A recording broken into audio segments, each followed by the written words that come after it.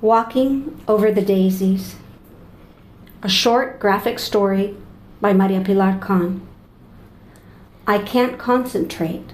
The sounds coming from the forest outside of the camping ground reach out to me. I want to walk in and not look back.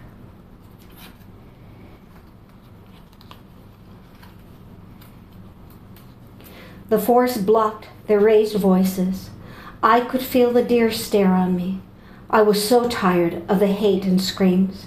I wanted peace, quiet, and to be alone. I was 18. I could be free. Only a field of daisies stands between me and freedom. To live in the forest, to hunt and gather my food. Can I do it? Can I survive? No one will miss me. I will become one with nature. I have all I need for survival, even in extreme weather. I have listened and learned all that was necessary to be free, to make it on my own. That first day I took a deep breath, and stepping over the daisies, I walked for hours and hours. At some point I left the forest behind me and saw a wide vastness open before me. I smiled. This is where I would spend the night. I put the skills I had learned to good use, and in less than an hour I had set up camp. On the way, I had picked wild berries and mushrooms. I opened a bag of dry meat, and this was my dinner. Tomorrow, I would have to set some traps. That first night of freedom, I didn't sleep. The unfamiliar noises that surrounded me kept me awake. So I sat up and, looking at the stars, tried to embrace the night. I felt so small under the dark sky.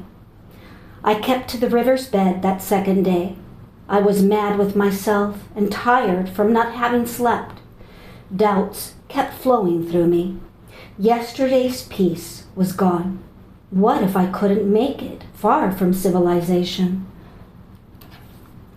That first week, I was in survival mode.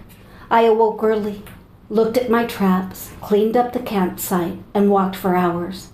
Then stopped, set up camp again, and more traps for the next day.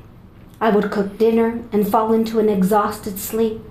I realized I had to stop doing this and listen to the forest again. I heard a noise.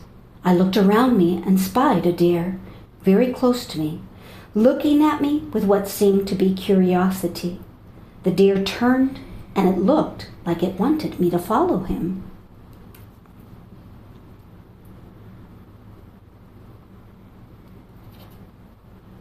I walked for hours following the deer. I suddenly realized that I was exhausted and that the sun was going down. The deer stopped in front of a cave, and I knew that it wanted me to rest here for the night. That night I dreamt of a cabin in the woods, waiting for me amidst the ferns, trees, and mist. It was such a calming dream, the deer close to me, guiding me, my steps towards happiness. My surprise was great when the next morning, after only 4 hours walking, the deer stopped and looked at me. He had brought me to a small clearing next to a creek where a cabin, just like in my dream, stood in all its glory.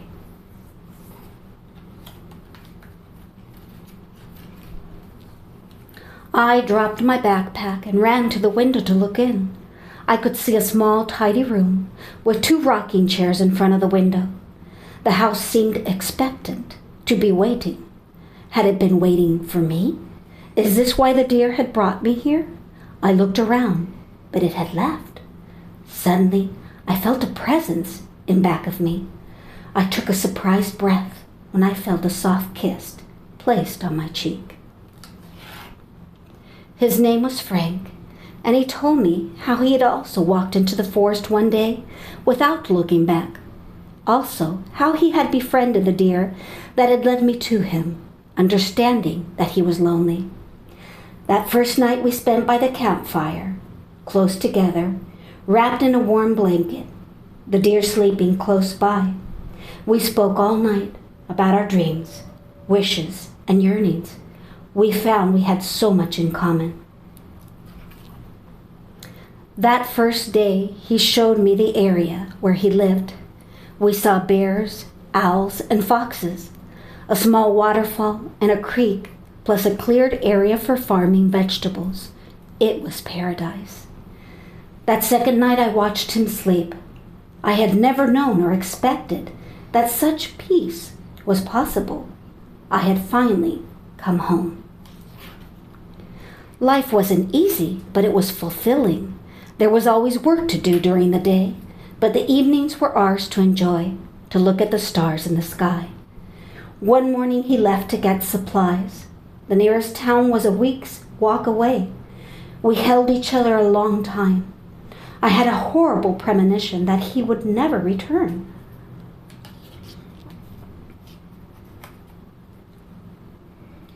We waited a month till we finally admitted to ourselves that he was never coming back. I had no doubt only death would have kept him from returning. That's how strong our love was. The deer and I mourned for him. We were on our own now. Months passed and I found that I was pregnant. I was scared but also joyful. A part of him would live on in our child. The birth was difficult to handle all alone, but I managed. I couldn't wait to teach my child to be free, to follow her dreams, to be a strong woman, to be a survivor like her mother.